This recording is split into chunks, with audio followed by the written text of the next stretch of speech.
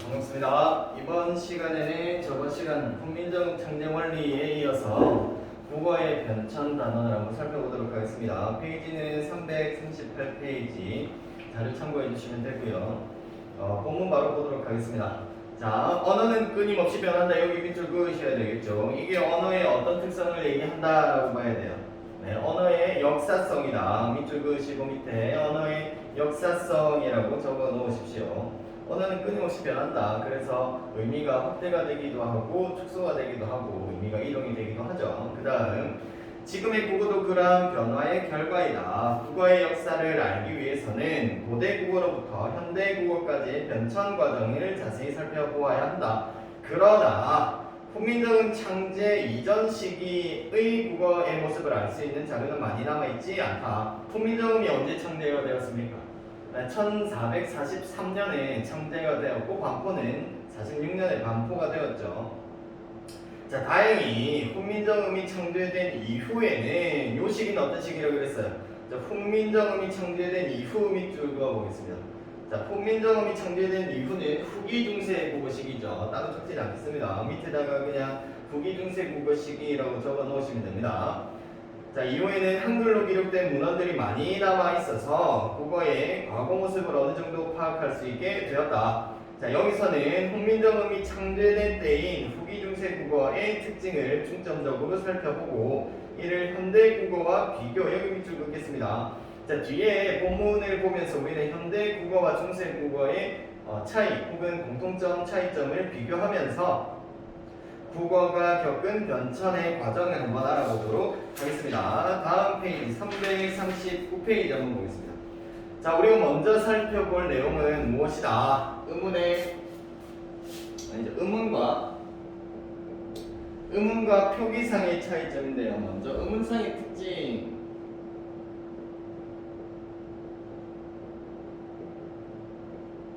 자, 의문상의 특징을 먼저 살펴볼 겁니다. 자, 첫 번째 줄.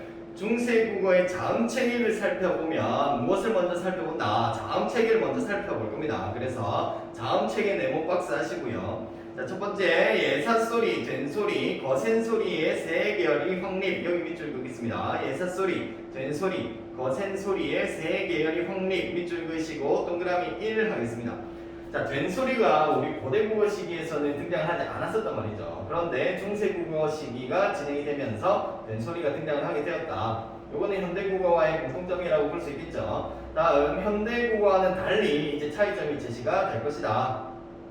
자, 자음에는 순경음, 비읍, 반치음, 여기 밑줄 긋겠습니다. 순경음, 비읍, 반치음이 있었다. 지금은 소멸이 되고 없는 자음들이죠. 그래서 순경음, 비읍, 반치음 밑줄 그으시고 동그라미 2 하겠습니다. 그 다음 그리고 뜻, 쌀, 꿀 등에서와 같이 어두자음군 밑줄 긋고 동그라미 3 하겠습니다. 어두자음군 밑줄 긋고 동그라미 3. 자, 여기에서는 어두자음군 오른쪽에 보시면 어두자음군의 설명이 나와있죠. 단어의 첫머리에 오는 2개 이상의 자음의 연속체이다. 우리가 어두자음군 발음할 때 어떻게 하라고 그랬어요? 자음의 무리 중에서 뒤에 오는 아이를 된소리로 발음을 하면 된다 그랬죠. 그래서 비읍, 디귿 같은 경우에는 뒤에 오는 디귿을 된소리로 발음을 해서 뜻이 되는 것이고, 그 다음 비읍, 시옷 같은 경우에는 뒤에 오는 시옷을 된소리로 발음해서 쌀. 아니 3개가 나왔네요. 3개도 똑같습니다. 비읍, 시옷, 기역 같은 경우에는 뒤에 오는 기역만 된소리로 발음해서 꿀로 발음하면 되는 겁니다. 자, 그 다음 여기까지가 자음 체계였다면 이제는 모음에 대해서 얘기를 할 거예요. 중세 국어의 모음, 여기 모음 네모 박스 하시고요. 역시 현대 국어에서는 쓰이지 않은 무엇이 있었습니까? 모음이 있었죠. 아래 아 밑줄 그으시고 동그라미 1 하겠습니다. 현대 국어에서는 없었던 모음 아래 아가 중세 국어 당시에는 있었다. 그 다음 현대 국어에서는 단모음인 에와 에가 중세 국어 시기에는 무엇으로 발음이 되었다? 이중모음으로 발음이 되었대요. 그래서 에에는 이중모음으로 발음 밑줄 그으시고 동그라미 2 하겠습니다. 그 다음 그리고 모음 조화는 현대 국어에서보다 잘 지켜졌다. 여기 밑줄 그겠습니다. 모음 조화 밑줄 그으시고 동그라미 3. 현대 국어에서도 모음 조화는 지켜졌죠. 그런데 중세 국어 시기만큼은 아니다. 모음 조화라는 게 뭐였어요? 양성 모음은 양성 모음끼리, 음성 모음은 음성 모음끼리 모이려는 성질이다 그랬죠. 그래서 중세국어 시기에는 거의 모음조 현상이 99% 지켜졌었어요. 철저히 지키려고 노력을 했지만 현대국어에서는 그만큼은 아니다. 자, 여기까지가 모음이었고, 그 다음은 비분절 의문에 대해서 살펴보겠습니다. 비분절 의문 네모 박스 하시고요. 자, 비분절 의문이라는 것은 뒤에 나와 있죠. 음의 높낮이를 통해서 단어의 뜻을 분별하는 성조. 여기 밑줄 긋겠습니다. 음의 높낮이를 통해서 단어의 뜻을 분별하는 성조. 자, 의문이라는 게 말의 뜻을 구별해주는 소리의 가장 작은 단위라고 그랬죠. 그래서 현대국어에서는 자음, 모음 그리고 한 가지 더 소리의 길이까지를 의문으로 인정을 하고 있는데 중세국어 시기에는 무엇이? 소리의 길이가 아니라 무엇을 통해서 음의 높낮이를 나타내는 성조를 통해서 우리가 확인할 수가 있고 말의 뜻을 구별해 줄 수가 있고, 그 다음 성조를 어떻게 표기를 했냐. 오른쪽에 보시면 글자 왼쪽에 방점을 찍어서 표시하였다. 글자 왼쪽에 점을 콩콩 찍어서 표시를 했다라는 겁니다. 자, 그래서 여기까지 내용을 한번 정리를 해보면 자음 같은 경우에는 어떤 특징들이 있었어요? 자음은 첫 번째 예사 소리, 된 소리, 거센 소리의 삼중체계 세 계열이 확립이 됐죠. 자, 세 계열이 확립이 되었다. 그 다음 두 번째는 지금 현대국어에 쓰이지 않는 자음이 존재했습니다. 무엇? 순경음 비읍하고 반침이 있었다. 그 다음 세 번째는 어떤 특징이 있습니까? 어두에 자음군이 올 수가 있었다. 어두 자음군이 있었다. 자, 그 다음 모음의 특징을 살펴보면, 자, 첫 번째 현대국어에서 쓰이지 않는 점, 이거 뭐라고 있습니까?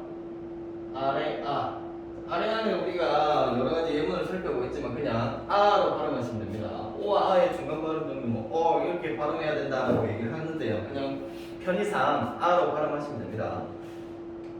자, 그 다음 두 번째는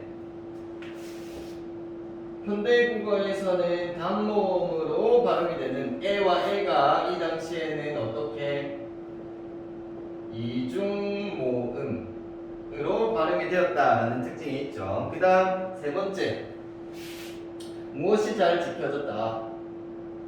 모음 조화가 현대국어보다 훨씬 잘 지켜졌다는 겁니다. 자, 이렇게 자음과 모음은 무슨 의문이라고 얘기를 하죠? 끊어볼 수가 있으니까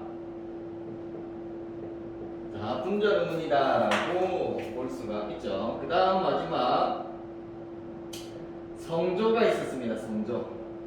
자, 성조는 말의 뜻을 구별해 주는데 무엇을 통해서? 네, 음의 높낮이를 통해서 말의 뜻을 구별해 주었기 때문에 얘는 분절 의문이 아니라 비분절 의문이 되겠죠. 의문입니다.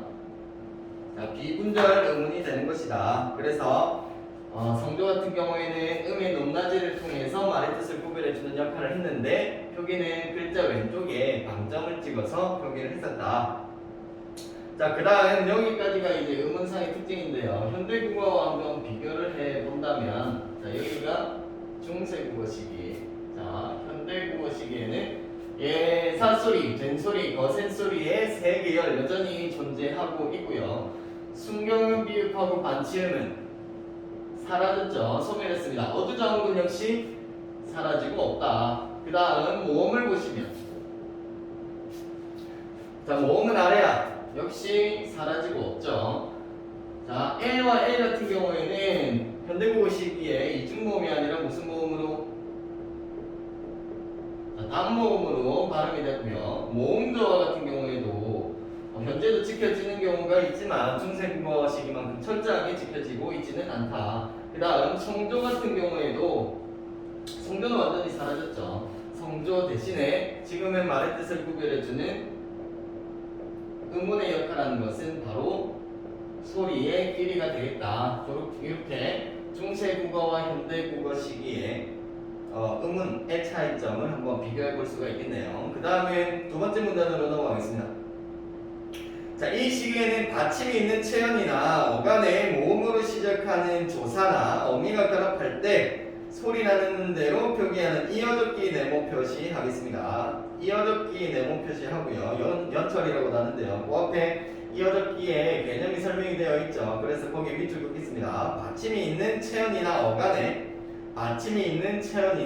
어간에 모음으로 시작하는 조사나 어미가 결합할 때 소리 나는 대로 표기하는 이어적기. 지금 현대국어로 따지면 무엇과 비슷해요?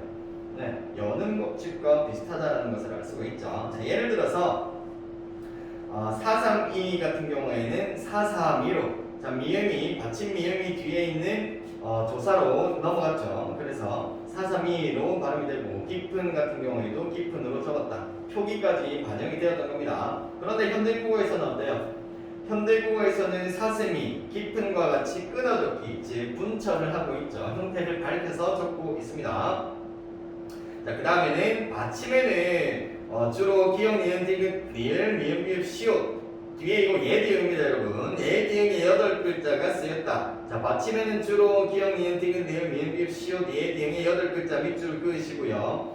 자, 받침에 8개를 쓴다라고 해서 저번 시간에 했는데 팔동성법 밑에다가 팔동성법이라고 적어 놓으시면 됩니다. 자, 중세국어 시기에는 이렇게 받침에 8자를 썼다. 현대국어는 다르죠. 자, 이를 통해서 당시에는 음절 말에서는 이 8개의 자음이 발음되었음을 추정할 수가 있다. 그런데 현대국어에서는 여러분들 중학교 때, 중2 때 음절 끝소리 규칙에 대해서 배웠었죠. 그래서 우리말에서 현대국어에서는 지금 음절 말에서는 기역, 니은, 디귿, 리을, 미음, 비읍, 이응 반드다른 물방울로 많이 외우셨죠. 그래서 7개의 자음으로 발음이 된다라는 겁니다. 그래서 앞에서 음성의 특징을 살펴봤다면 이제 표기상의 특징을 살펴볼 건데요.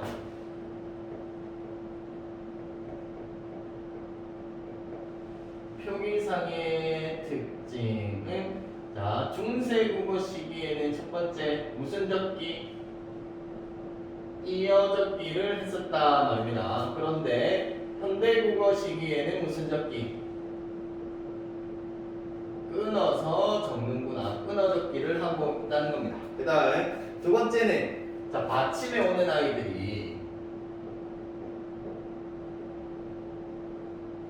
기역, 니은, 디귿, 리을, 미음, 비읍, 시옷, 예디음입니다. 이렇게 8개가 왔기 때문에 팔동성법이라고 했고 현대국어에서는 받침에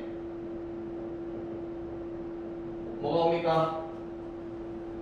받침에는 가느다란 물방울 7개의 자음만 올 수가 있다라는 거예요. 그래서 여기까지 중세국어와 현대국어의 음운상의 특징과 표기상의 특징을 한번 살펴봤고요. 그 다음은 어휘상의 특징, 어휘상의 차이점 한번 살펴보도록 하겠습니다.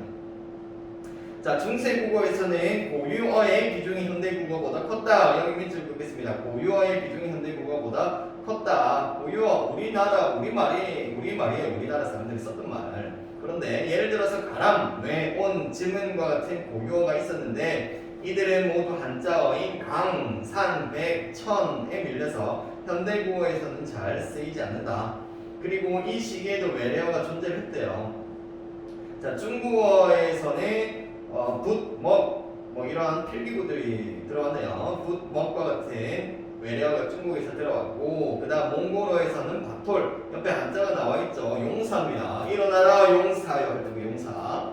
그 다음 여진어에서는 투먼이 왔습니다. 이 투먼이라는 것은 북한에 보시면 두만강이 있죠. 두만강이 바로 여진어 투먼에서 기원을 했다라고 합니다. 그 다음 또 어휘의 의미는 시간의 흐름에 따라서 변화하는데 값이 나가다라는 의미의 중세국어 싸다가 값이 저렴하다라는 의미의 현대국어 싸다로 이어진 것처럼 의미가 달라진 어휘가 있다.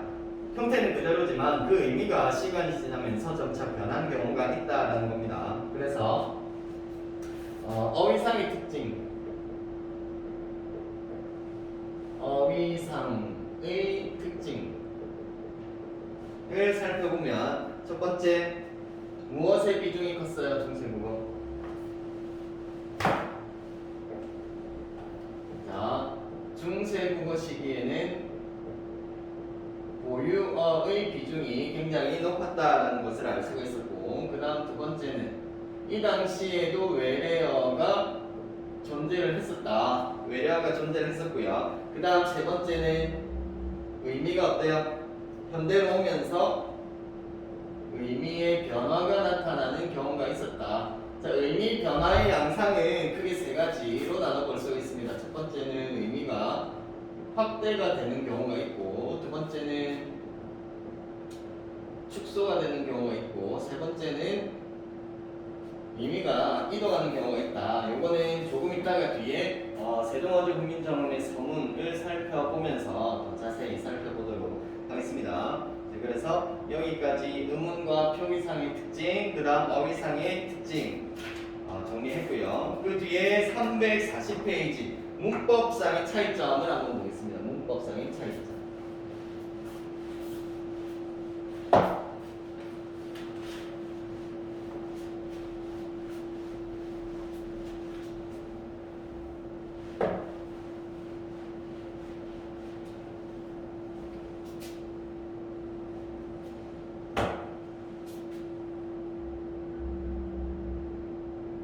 문법상의 특징. 자, 중세 국어에는 주격조사가 이만 있고 가는 없었다. 여기 밑줄 긋겠습니다. 주격조사가 이만 있고 가는 없었다. 현대 국어에서는 주격조사 이, 가 두 가지가 쓰이고 있죠. 주격조사라는 것은 나 주어야 라는 것을 알려주는 자격을 부여하는 역할을 한다고 했습니다. 그래서 중세 국어식에는 이만 있었구나. 그런데 이가 또 특이한 점이 환경에 따라서 동그라미가 있는 이로 실현이 되기도 하고, 그 다음에 짝대기만 있는 이로 실현이 되기도 하고요. 그 다음 완전히 생략이 되는 경우도 있었어요. 밑에 세 가지 예문이 나와 있죠. 자, 부름이, 부태, 불휘 이렇게 나와 있는데요. 자, 부름이 같은 경우에는 원래 형태가 무엇이냐? 자, 부름이. 그 다음 두 번째는 부채. 자, 세 번째는 불휘 이렇게 제시가 되어 있어요. 자, 얘는 원래 형태가 부름 뒤에 이가 결합을 한 거고요. 부처에 이가 결합을 한 거고요. 얘는 형태가 없다. 얘를 영형태라고 합니다. 생략이 되었다라고 하는데요. 자, 여기에서 이 각각의 형태를 통해서 우리가 주격조사가 무엇이 오는지를 한번 유추해 보면요. 자, 부름이 같은 경우에는 무엇으로 끝납니까? 앞에 오는 체언이 무엇으로 끝나요? 자음으로 끝났다는 것을 알 수가 있죠. 그래서 자음으로 끝난 체언 뒤에는 무엇이 오는구나. 동그라미가 있는 이가 오는구나. 그 다음 부처 같은 경우에는 무엇으로 끝납니까? 자, 모음으로 끝났죠. 이건 불이 먼저 살펴볼게요. 자, 불휘 같은 경우에는 모음으로 끝났는데 얘는 자, 이 모음으로 끝난 거예요. 얘는 이 모음 이외의 모음이다 라고 보시면 돼요. 그래서 얘 같은 경우에는 자, 모음은 모음인데 이 모음 이외의 모음이 올 때는 짝대기만 있는 요 이를 쓰는 것이고요. 얘는 무슨 모음?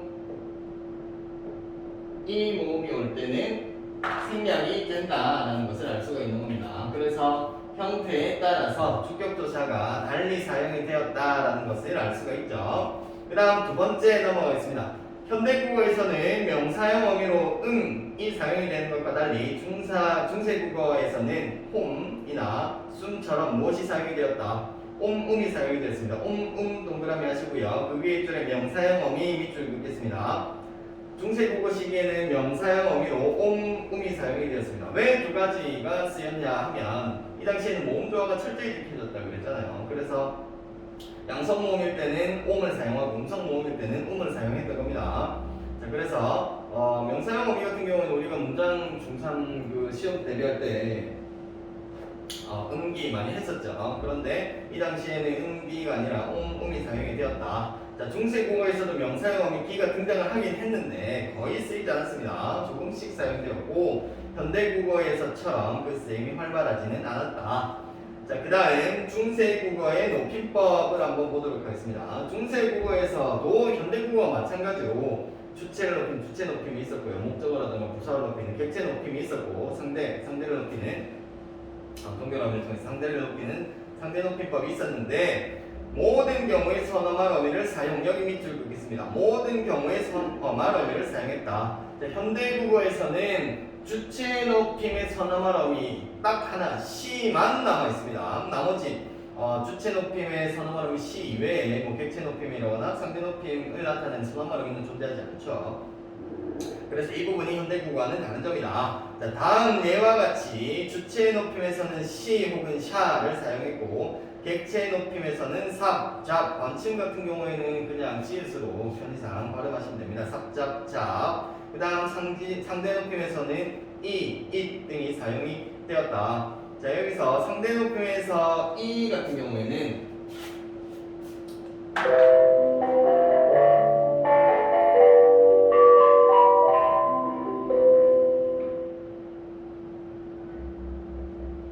얘는 평서문에서 사용을 했고요.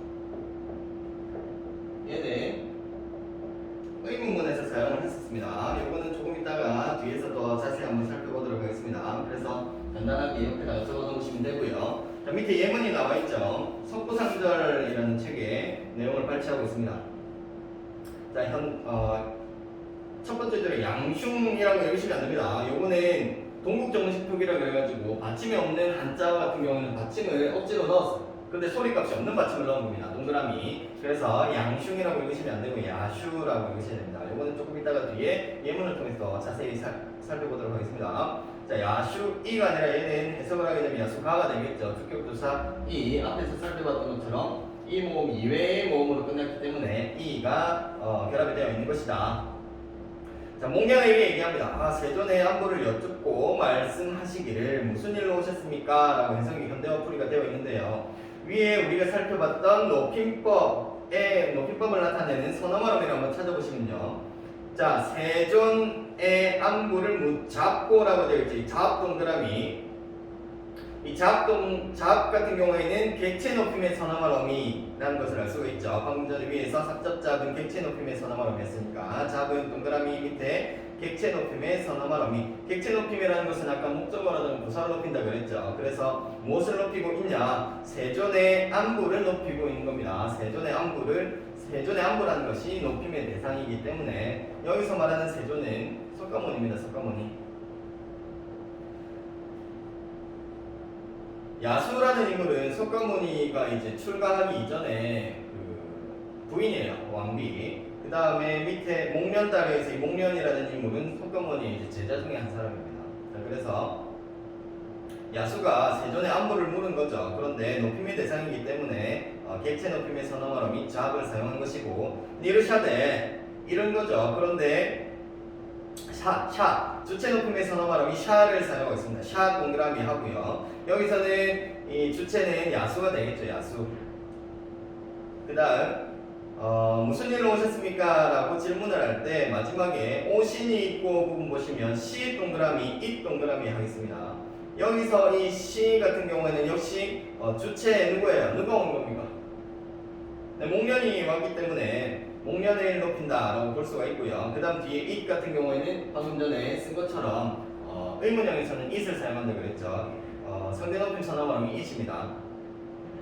자, 그래서 마찬가지로 목련을 높이고 있다. 청자, 듣는 사람인 목련을 높이고 있다 라고 보시면 되겠습니다. 그래서 묻잡고의 잡 같은 경우에는 세존의 안부를 높이고 있기 때문에 객체 높임 선어말음이 잡을 사용한 거고요. 그 다음 니르샤데 같은 경우에는 주체인 야수를 높이고 있으니까 샤를 사용한 주체 높임 선어말음이 샤를 사용한 거고요. 그 다음 오신이코에서 시 같은 경우에는 역시 주체인 목련을 높이고 있고 뒤에 it은 청자인 목련을 높이고 있으니까 그리고 의문형이기 때문에 it을 사용한 것이다 라고 보시면 되겠습니다. 그 다음 중세국어와 현대국어에 많은 차이가 있어 보이지만 중세국어가 변화를 거듭하여 현대국어의 모습을 갖추게 되는 것이므로 둘 사이에는 공통점이 많다. 그러므로 국어 자료에 나타난 중세국어의 특징을 이해함으로써 현대국어를 보다 체계적으로 이해할 수 있으며 국어의 변화를 통찰하려는 능력도 기를 수가 있다. 자, 여기까지 문법상의 차이점을 한번 정리를 해보면요. 자, 첫 번째는 자, 중세 국어 시기에는 주격조사가 무엇만 있었습니까? 자, 이만 사용이 되었다. 그런데 현대 국어에서는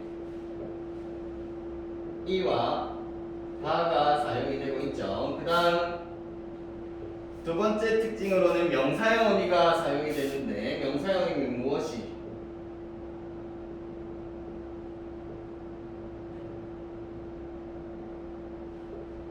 옴과 음이 사용이 되고 있었다. 기도 쓰였지만 활발하게 사용이 되지는 않았습니다. 그 다음 현대국어에서는 명사형 어미 무엇으로 실현이 되죠? 음과 기를 통해서 명사 역할을 하도록 바꿔주는 역할을 하는 아이들이 이 음과 기가 쓰이고 있고요. 그 다음 세 번째 주체, 객체, 상대 높임. 현대국어에서도 여전히 실현이 되지만 주체, 객체, 상대, 높임 모두 중세국어 시기에는 현대국어와는 다르게 무엇이 있었다? 선어말, 어미를 사용해서 표현을 했었다. 그런데 현대국어 시기에서는 무엇만 존재를 하느냐? 주체 높임의 선어말, 어미,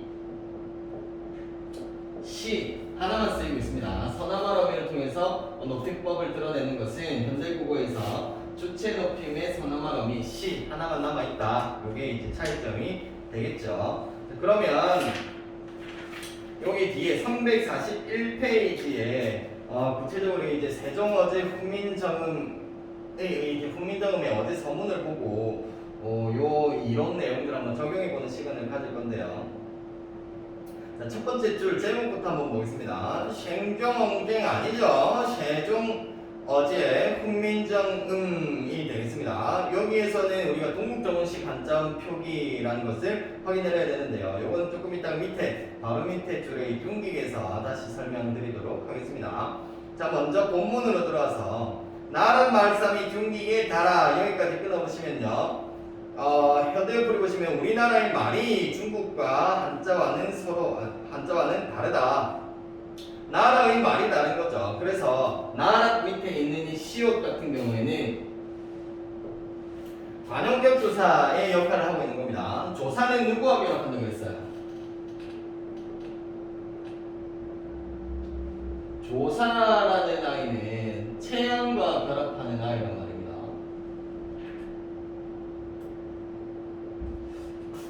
관용격 조사라고 적으시면 되고요. 관용격 조사. 자, 그런데 이 중세국어 시기의 관용격 조사는 세 가지 정도 살펴볼 수가 있어요. 아래가 찍힌 애가 있고요. 그 다음 현대국어에서도 쓰이고 있는 의가 있고, 그 다음 방금 전에 나라 밑에서 살펴볼 수 있었던 시옷, 이렇게 세 가지를 살펴볼 수가 있습니다. 얘네들은 전부 이제 관용격 조사의 역할에서 의 정도로 해석을 하시면 되겠죠. 그런데 얘네들 각각이 어떤 형태에 따라서 결합을 하느냐, 형태에 따라서 다르게 결합을 했는데요. 자, 첫 번째는 이 체현의 명사적인 수사를 의미하니까, 자, 먼저 유적명사이냐 혹은 무적명사이냐 로 나눠볼 수가 있습니다. 유적명사는 사람과 동물로 생각하시면 됩니다. 사람과 동물, 그 외의 명사들은 모두 무적명사라고 보시면 되는데요. 자, 이때 이 유적명사는 다시 높임의 대상이냐 높임의 대상이 아니냐로 나누어 볼 수가 있습니다. 높임의 대상이 아니면 X, 자, 높임의 대상이냐 아니냐로 나누어 볼 수가 있는데요. 자, 여기에서 높임의 대상이거나 혹은 무적명사인 경우에는 여기 세 개 중에 무엇을 썼냐면 시옷을 썼습니다. 시옷. 그래서 나라의 같은 경우는 무적명사겠죠. 그래서 시옷을 사용하고 있구나. 자, 그런데 이렇게 높임의 대상이 아닌 경우에는 다시 두 가지로 나눠볼 수가 있습니다. 앞에서부터 계속 강조하고 있는 내용이 바로 이 모음조화인데요. 지금 중세국어 시기에는 모음조화가 굉장히 철저하게 지켜졌다 그랬죠. 그래서 양성모음인지 음성모음으로 끝나는지에 따라서 이 결합하는 반역격 조사의 형태가 달랐습니다. 그래서 음성모음, 양성모음인 경우에는 아래아를 써서 그리고 음성모음인 경우에는 자, 의를 써서 이렇게 형태에 따라서 달리 반영격 조사를 표현을 했다라는 것이고요. 그 다음 말싸미 같은 경우에는 앞에서 살펴봤었죠. 무슨 적기가 적용이 된 것입니까? 자, 말싸미 밑줄 그으시고 무슨 적기? 네, 이어적기가 적용이 된 겁니다. 말싸움 플러스 이다. 자, 그런데 둔기익을 한번 보시면요. 둔기익의 달아. 자, 둔기익 같은 경우에는 일단 한자음이죠. 옆에 한자가 적혀 있으니까 한자음이다라는 것을 알 수가 있는데 여기에서는 무슨 표기?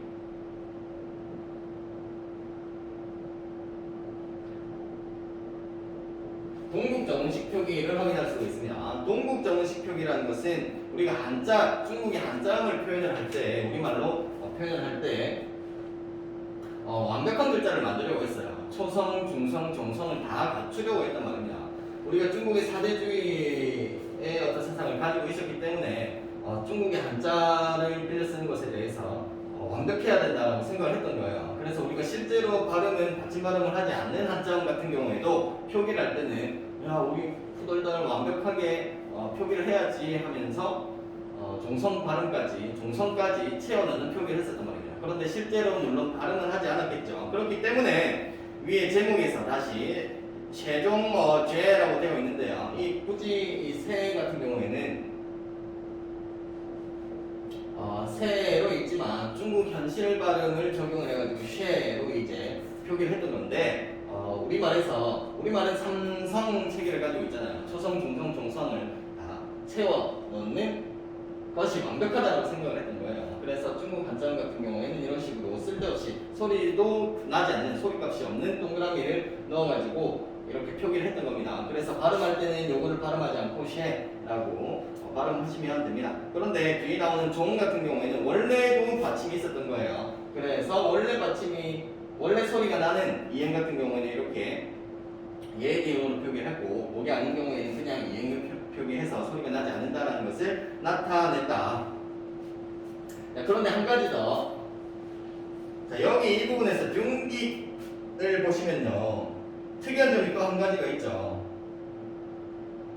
어떤 게 있을까요? 우리가 방금 전에 말싸미를 통해서 이어적기를 살펴봤는데 여기에서는 귀 뒤에 뭐가 와요?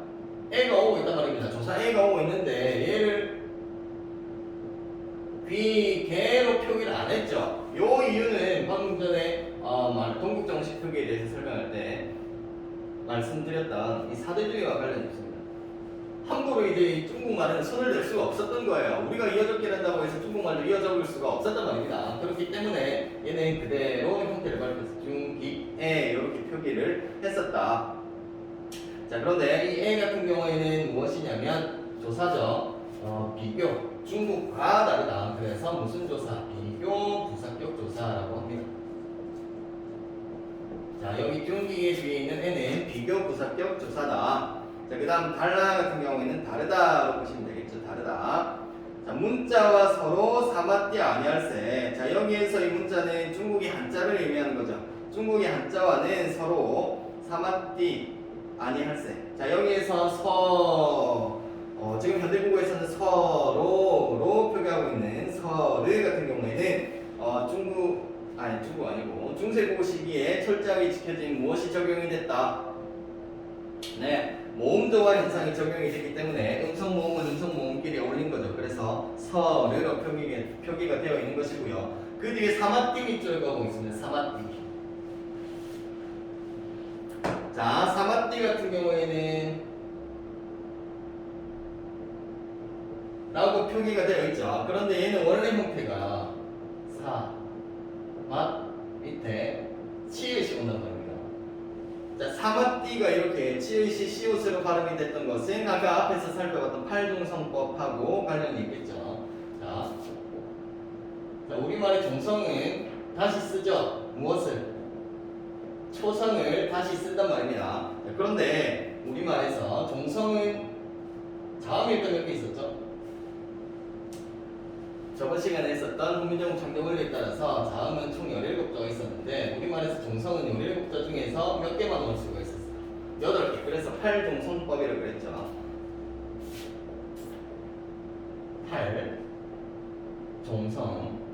8종성법을 적용해서 이 치읓과 가장 유사한 소리인 치옷으로 바꾸어서 발음을 한다라고 표기를 했던 거죠.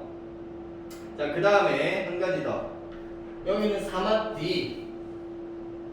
서로 사마띠 같은 경우에는 무엇이 어떤 음원 변동 현상이 적용이 되지가 않았어요. 지금 현대국어의 비교를 해보면 D와 T 같은 경우에는 G와 T로 바뀌죠. 굿이 같은 거 있죠. 굿이. 얘 어떻게 발음해요? 구지로 발음하는 말입니다. 그런데 사맞지 않다라고 표현하지 않고 표기하지 않고 사맞디라고 해서 무엇이 적용이 되지 않은 것입니까?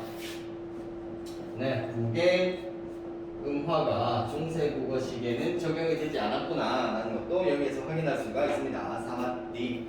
그 다음 만약할세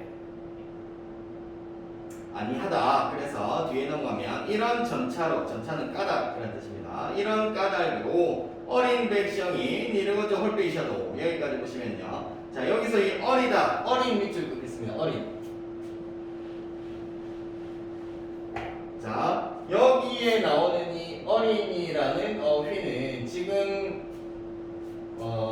현대국어에서는 나이가 상대적으로 적은 애들을 어리다라는 의미로 사용이 되죠. 나이가 어릴 때. 그런데 중세국어 시기에는 어리석다 라는 의미를 가지고 있었단 말입니다. 앞에서 살펴봤던 우리가 의미, 변화, 양상을 떠올렸을 때 얘는 확대일까요? 아니면 축소일까요? 아니면 의미가 이동을 한 것일까요? 얘는 어리석다에서 나이가 상대적으로 적다라는 의미로 완전히 바뀌었으니까 의미가 이동을 했다라고 봐야 됩니다. 그래서 어린 밑에다가 어리석은이라는 의미를 가지고 있다라고 적으시고요. 그 다음에 의미가 어떻게 되었다? 자, 이동을 했다라고 적어 놓으시면 되겠죠. 그 다음 백성이 니르고저. 자, 니르고저 여기에서도 한 가지 살펴보면 현대국어에서는 우리 말 어두에 어두에 니은 니은이 올 수 있다 없다? 없죠. 그래서 현대국어에서는 니은 리을과 뭐야? 야여 요유 예이 야여 요유 예이 뭐 이런 것들이 결합하면 야녀 요유 예이 혹은 야녀 요유 예이 이런 애들이 말 어두에 오게 되면 다 발음을 하지 않고 그냥 동그라미로 이응으로 발음을 하게 되죠. 그런데 이 당시에는 어떻게 두음 법칙을 적용하지 않고 그대로 니르다라고 표현을 하고 있죠. 현대국에서는 뭐 이르다라고 표현을 해야 되겠지만 여기서는 니르다라고 표현을 하고 있기 때문에 니르고자 밑줄 그으시고 무엇이 적용이 되지 않았다. 니르고자. 여기에서는 무엇이 적용이 되지 않은 겁니까? 두음 법칙이 적용이 되지 않았다라는 것을 알 수가 있습니다. 그 전에 지금 우리가 글을 읽다 보니까 무엇을 한 가지 확인할 수가 있어요. 글 옆에 점이 콩콩 찍혀 있죠. 요거는 무슨 점, 점이라고 하는 것이고 무엇을 조를 나타내는 거죠. 조는 음의 무엇이죠? 음의 높낮이를 표기했던 애란 말입니다. 자, 그래서 낮은 소리는 평성, 높은 소리 거성, 낮았다가 높아지는 소리는 상성, 빨리 끝나는 소리가 입성이 되겠죠. 자, 그런데 상성 같은 경우에는 옆에 점을 2개를 콩콩 찍었어요. 이게 현대국어에서 무엇으로 실현이 된다? 장음으로 그 흔적이 남아있다 그랬죠. 상성 같은 경우에는 낮았다가 점점 다시 높아지는 소리이기 때문에 상대적으로 평성, 거성, 입성에 비해서 소리를 더 길게 발음을 해야 되겠죠. 그래서 우리가 눈, 하늘에서 내리는 길게 발음하고 사람의 눈은 짧게 발음을 하는데 얘를 거슬러 올라가 보니까 어떻다라는 거예요. 상성이었어요. 그래서 상성이었던 애들이 현대국어에서는 장음으로 실현이 되어서 그 흔적이 아직까지 남아있다라고 생각을 하시면 되겠습니다. 그 다음 다시 본문으로 들어와서 본문의 세 번째 줄 홀빼이셔도 여기서부터 다시 보겠습니다. 자, 홀빼이셔도 이르고자 할 바가 있어도로 해석이 되는데요. 자, 여기에서는 우리가 방금 앞에서 살펴봤던 무엇을 볼 것이냐 주격조사에 대해서 다시 살펴보겠습니다. 바 뒤에 가 있어도 라고 의미가 해석이 됐죠. 그러니까 바가 바로 이 주어다 라고 보시면 되는데요. 주격조사 아까 형태에 어떤 게 있다고 그랬어요? 자, 주격조사 같은 경우에는 동그라미가 있는 이로 실현이 되기도 하고 짝대기만 있는 이로 실현이 되기도 하고 그 다음 형태가 나타나지 않는 경우도 있었어요. 그래서 얘 같은 경우에는 뭐 0 형태가 없으니까 0 형태라고 하기도 하고 혹은 생략이 되었다라고 하기도 합니다. 자, 그런데 앞에 오는 아이의 형태에 따라서 각각 다른 아이들이 결합을 한다고 그랬죠. 동그라미가 있는 이 같은 경우에는 앞에 오는 체연, 이 무엇으로 끝날 때? 자, 자음으로 끝날 때였고요. 그 다음에 이 같은 경우에는 자, 모음으로 끝나는데 어떤 모음이 아닐 때? 이 모음이 아닐 때. 그 다음 생략이 되는 경우에는 어떤 경우? 이 모음일 때죠. 이 모음. 일 때. 자, 이렇게 각각의 형태에 따라서 결합하는 주격조사의 종류가 달랐다라는 것을 확인하셔야 됩니다. 그래서 바 같은 경우는 자, 그래서 여기 나오는 바 같은 경우에는 무엇으로 끝났습니까? 여기 보시면 모음으로 끝났지만 그 모음이 이가 아니라서 그대로 짝대기만 있는 이가 결합을 해서 배가 된 것이다. 그래서 이러고자 할 바가 있어도 이렇게 해석이 돼야 된다. 주격조사를 찾아내셔야 된다는 의미입니다. 그 다음 마침내 제 뜻을 실어 펴디 못할 놈이 하니라. 자, 여기까지 보시면 뜻을 실어할 때 여기에서 우리가 한 가지 또 확인해야 되는 개념이 있네요. 어두자음군, 비읍디귿 나와있죠. 어두자음군입니다. 자음의 무리가 어두에 나타나 있고 그 다음 실어 펴디, 지금은 펴지 못한다라고 표현을 하는데 여기에서는 펴디라고 표기가 되어 있기 때문에 마찬가지로 펴디 밑줄 긋고 밑에 무게음화가 적용이 되지 않았다. 펴디 무게음화 적용되지 않았다. 자, 그 다음 펴지 못할 놈이 하니라. 여기 놈이 밑줄 긋겠습니다. 놈이 얘도 마찬가지로 놈 플러스 이가 결합이 돼가지고 이어적기 표기가 된 건데요. 중요한 것은 여기에서 의미에 대해서, 의미 변화 양상에 대해서 한번 살펴보도록 하겠습니다. 이 당시에 이 놈이라는 단어는 그냥 사람을 의미했던 거예요. 그런데 지금 현대국어로 와서 놈이라고 하면 남자 중에서도 이 남자를 어떻게 조금 하찮게 낮잡아 보는 의미로 사용이 되죠. 그렇기 때문에 자, 여기에서는 의미의 변화 양상 중에서 확대, 축소, 이동 중에서 의미가 어떻게 되었다?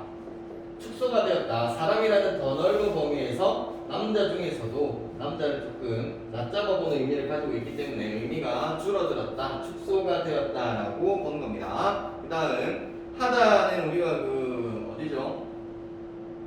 시조할 때 많이 살펴봤었죠. 하다라는 것은 많다라는 의미를 가지고 있었다. 그래서 자기 뜻을 펴지 못하는 사람들이 너무 많았다. 그래서 내 일을 위하여, 여기 위 같은 경우에도 한자 어인데 밑에 정성표기가 들어가 있죠. 이건 동국정식 표기가 적용이 된 것이다. 이를 위하여 발음할 때는 발음하지 않습니다. 위하여 어여삐 너겨. 여기서 어여삐 같은 경우에도 현대국어 의미가 다르죠. 어여삐라는 것은 밑에 해석을 보시면 불쌍하다 혹은 가엾다 정도의 의미를 가지고 있어요.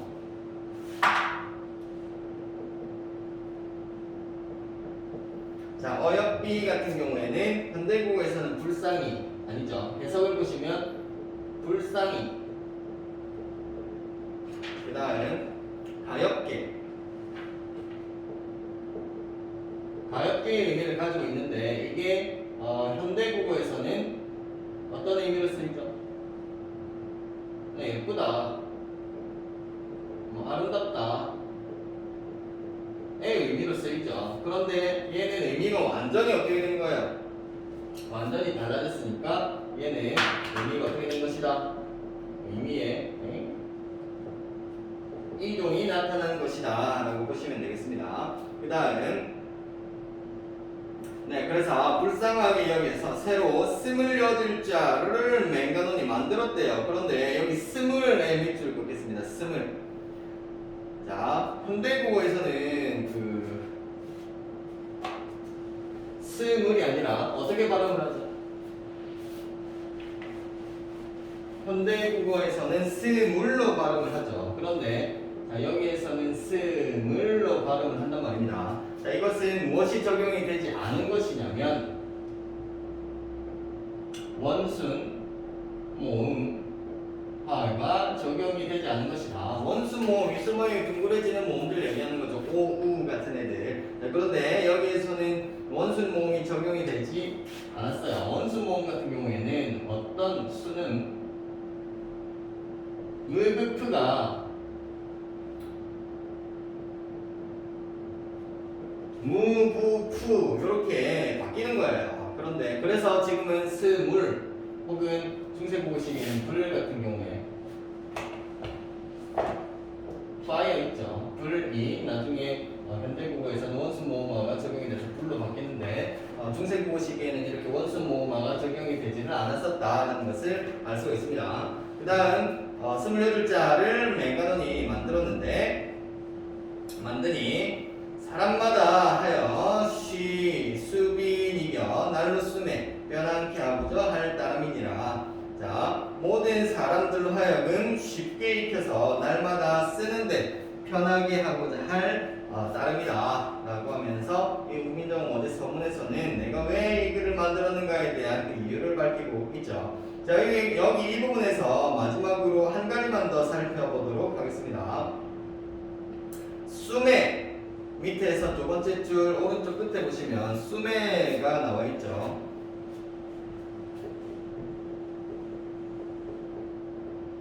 자, 숨에 같은 경우에는 무엇과 무엇이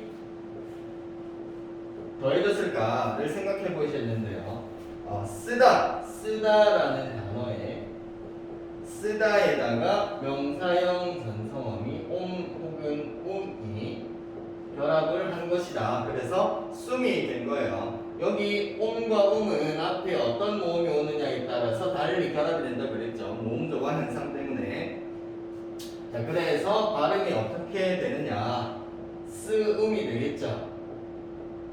은은 음성 모음이니까 음성 모음인 음을 결합시켜서 쓰음이 된다. 자, 그런데 여기에서는 이제 모음과 모음이 만났기 때문에 앞에 있는 의가 탈락을 해서 어떻게 해야 된다? 숨이 되는 겁니다. 숨 뒤에 뭐가 결합을 했어요? 역시 조사 에가 결합을 해서 결과적으로는 이어잡기를 통해서 수매로 표기가 되는 겁니다. 자, 그래서 우리가 이 수매를 통해서 확인해야 되는 개념들이 굉장히 많아요. 어떤 것들이 있냐면 첫 번째는 우리가 저번 시간에 그 국민정 창제 원리 할 때 살펴봤었던 합용병서라는 개념이고요. 나란히 쓴 거죠. 자, 합용병서. 그 다음에 두 번째는 이와 유사한 어두자음군.